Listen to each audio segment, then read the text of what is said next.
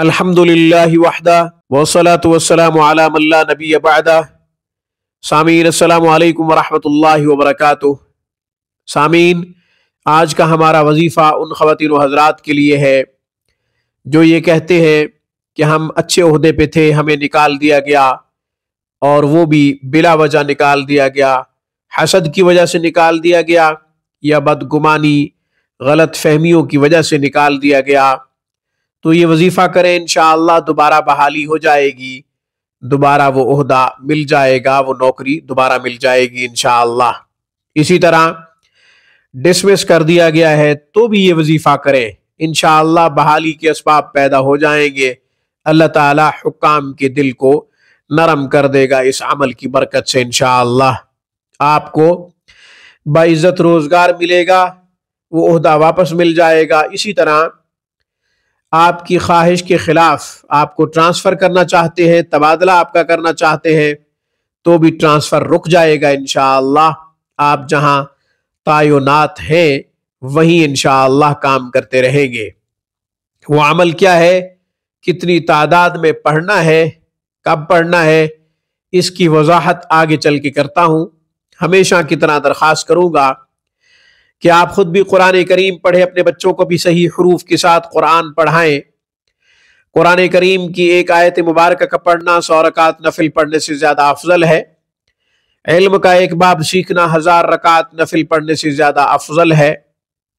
اپنے بچوں کی تعلیم و تربیت پہ خوب توجہ کریں، ان کے لیے وقت نکالیں، اپنی نگرانی میں ان کو قرآن و حدیث پڑھائیں۔ آن لائن کلاسز کے لیے، علاج معالجہ کے لیے آپ ہم سے رابطہ کر سکتے ہیں۔ ہفتے کے 7 دن 24 گھنٹے ہماری بہترین اور معیاری سروس سے آپ فائدہ اٹھا سکتے ہیں۔ آج کا ہمارا عمل نوکری کی بحالی کے لیے ہے۔ نوکری سے نکال دیا گیا ہے، آپ اچھے عہدے پہ تھے، حسد کی وجہ سے، بدگمانی کی وجہ سے، یا پھر کسی غلط فہمی کی وجہ سے آپ کو آپ کے حاکم نے، افیسر نے نکال دیا ہے۔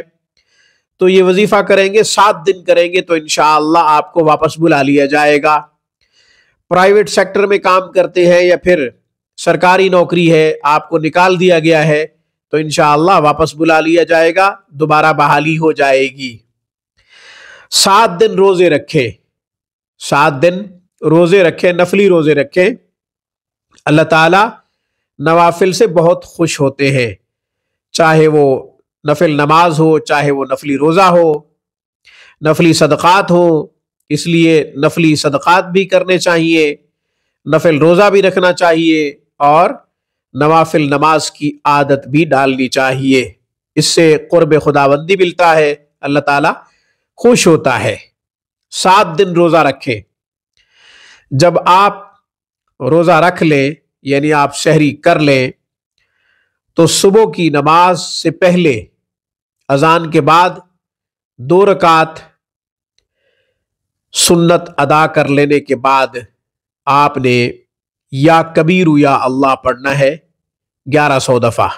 11 منٹ لگیں گے، 12 منٹ، زیادہ سے زیادہ 15 منٹ لگ جائیں گے۔ یا کبیر یا اللہ پڑھنا ہے 1100 دفعہ۔ یہ عمل آپ 7 دن کریں گے، فجر کی سنت کے بعد، فرضوں سے پہلے۔ اسی طرح ان 7 دنوں میں کثرت سے پڑھتے رہیں گے، بار بار پڑھتے رہیں گے یا کبیر یا اللہ۔